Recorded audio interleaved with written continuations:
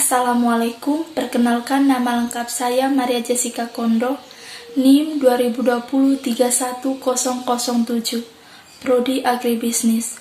Pada video kali ini, saya akan mengerjakan UAS dari mata kuliah Ekonomi Manajerial. Di sini, saya akan mempresentasikan mengenai penganggaran modal. Yang perlu diketahui terlebih dahulu mengenai pengertian penganggaran modal. Penganggaran modal adalah melukiskan tindakan perencanaan dan pembelanjaan pengeluaran modal seperti untuk pembelian ekuipemen baru, untuk memperkenalkan produk baru, dan untuk memodernisasi fasilitas pabrik. Penganggaran modal sampai suatu konsep investasi. Penganggaran modal melibatkan suatu pengikatan atau penanaman dana di masa sekarang dengan harapan memperoleh keuntungan yang dikehendaki di masa mendatang. Investasi membutuhkan dana yang relatif besar dan keterikatan dana tersebut dalam jangka waktu yang relatif panjang, serta mengandung risiko. Ada 4 jenis investasi. Yang pertama, investasi yang tidak menghasilkan laba atau non-profit investment. Yang kedua, investasi yang tidak dapat diukur labanya atau non-measurable profit investment. Yang ketiga, investasi dalam penggantian ekuipemen atau replacement investment. Yang keempat, investasi dalam perluasan usaha atau expansion investment. Pembahasan yang pertama mengenai investasi yang tidak menghasilkan laba. Timbul karena adanya peraturan pemerintah atau syarat kontrak yang telah disetujui. Contoh, pemasangan instalasi pembersih air limbah. Yang kedua, investasi yang tidak dapat diukur labanya. Tujuan investasi untuk menaikkan laba, tetapi laba yang diharapkan akan diperoleh perusahaan dengan adanya investasi ini sulit untuk dihitung secara teliti. Pedoman yang biasanya dipakai adalah persen tertentu dari hasil penjualan, persen tertentu dari laba bersih investasi yang sama yang dilakukan oleh perusahaan pesaing. Contoh investasi ini, pengeluaran biaya promosi, biaya penelitian dan pengembangan, dan biaya program pelatihan dan pendidikan karyawan. Yang ketiga, investasi dalam penggantian mesin dan ekuipemen.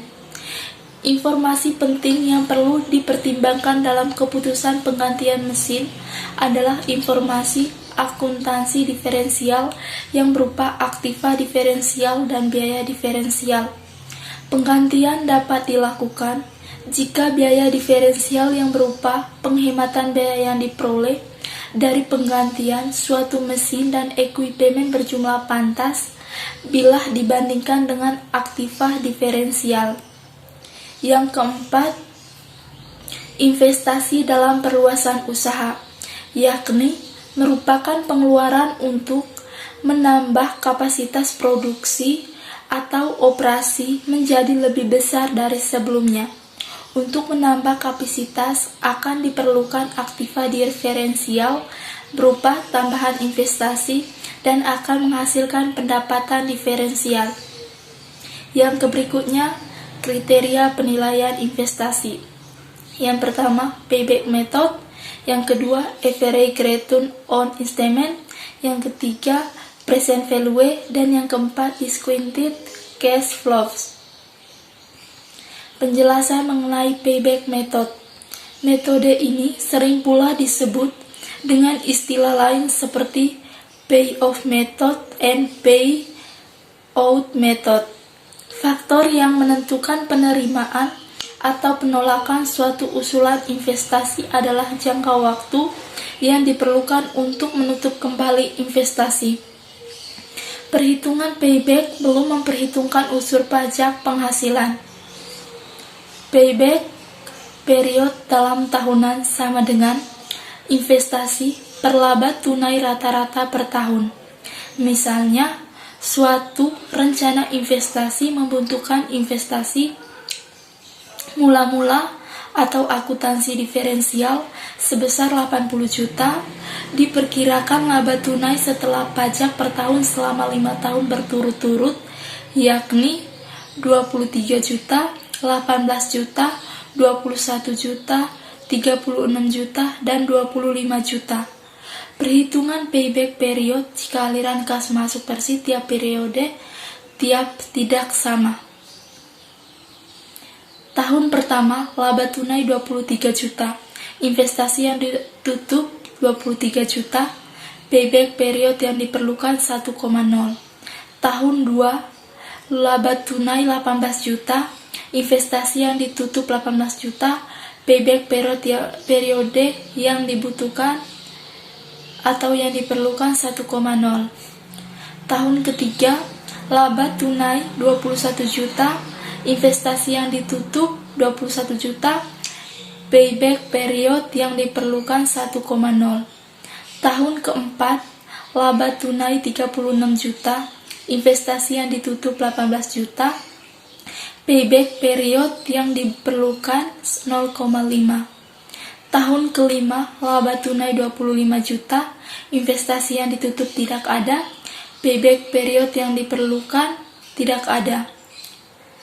Jadi investasi yang ditutup itu 80 juta, payback period yang diperlukan 3,5 tahun.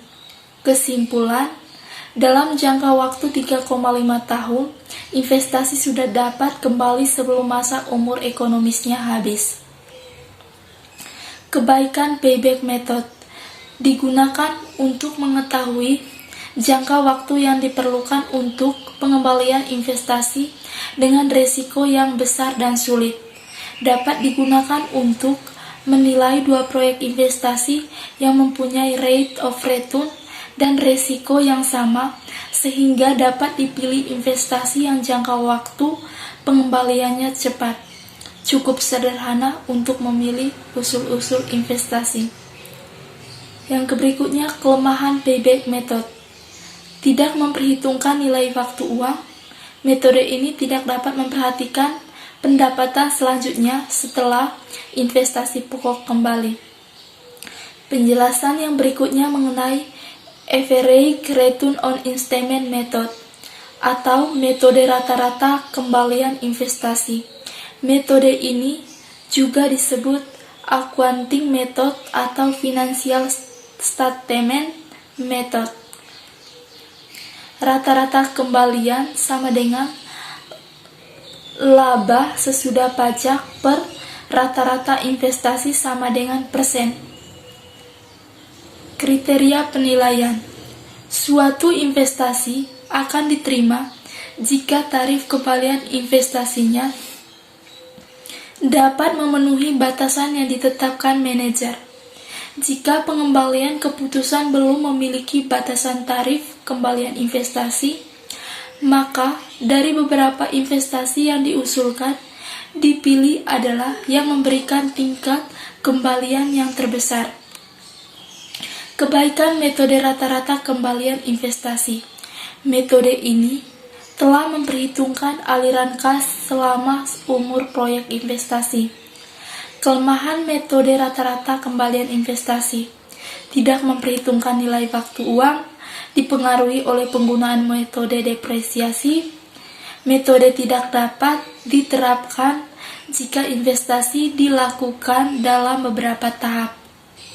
Contoh, untuk melaksanakan suatu proyek diperlukan investasi mula-mula adalah 10 juta diperkirakan 10 tahun tanpa nilai residu pada akhir tahun ke-10. Diperkirakan setiap tahun akan dapat diperoleh kas masuk atau cash inflows rata-rata sebesar 4 juta, sedangkan kas keluar atau cash outflows termasuk pajak rata-rata sebesar 2.500.000. Tarif kembalian investasi 4 juta kurang 2.500.000 kurang 10 juta per 10 juta sama dengan 5%. Yang ketiga itu present value method. Dalam keputusan Penggantian aktiva tetap yang didasarkan pada pertimbangan penghematan biaya. Informasi akuntansi manajemen yang dipertimbangkan adalah biaya diferensial tunai yang merupakan penghematan biaya operasi tunai di masa yang akan datang sebagai akibat dari penggantian aktiva tetap tersebut. Penghematan biaya tunai yang diperoleh atau biaya diferensial tunai dengan adanya penggantian aktiva tetap tersebut dikurangi atau ditambah dengan dampak pajak penghasilan akibat biaya diferensial selama umur ekonomis aktiva tetap kemudian dinilai tunaikan dengan tarif kembalian tertentu. Kriteria penilaian. Apabila jumlah nilai tunai tersebut lebih besar dari aktiva diferensial, maka usulan investasi tersebut dianggap menguntungkan dan sebaliknya. Perhitungan nilai tunai dapat ditentukan dengan rumus NT sama dengan AK 1/1 tambah I pangkat N. Keterangan NT sama dengan nilai tunai, AK sama dengan aliran kas, I sama dengan tarif kembalian investasi, N sama dengan jangka waktu. Faktor 1/1 tambah I pangkat N tercantum dalam suatu daftar bunga yang dibuat untuk berbagai tarif kembalian dan jangka waktu. Contoh kasus, Mr. Frankie merencanakan untuk menginvestasikan dananya yang pembelian mesin giling seharga 300 juta. Mesin tersebut diperkirakan berumur 5 tahun tanpa nilai residu pada akhir tahun. Atas dasar aliran kas masuk bersih diperkirakan sebesar 65 juta per tahun dengan tarif kembalian 10% per tahun. Berdasarkan informasi tersebut, keputusan apa yang harus diambil dari investasi tersebut jika digunakan present value method? Perhitungan nilai tunai kas masuk bersih present value method. Tahun 1, kas masuk bersih 65 juta, tarif kembalian 0,909, nilai tunai kas masuk bersih 59 juta 85 rupiah. Tahun 2, kas masuk 65 juta, tarif kembalian 0,826, nilai tunai kas masuk bersih 53 juta 690 rupiah.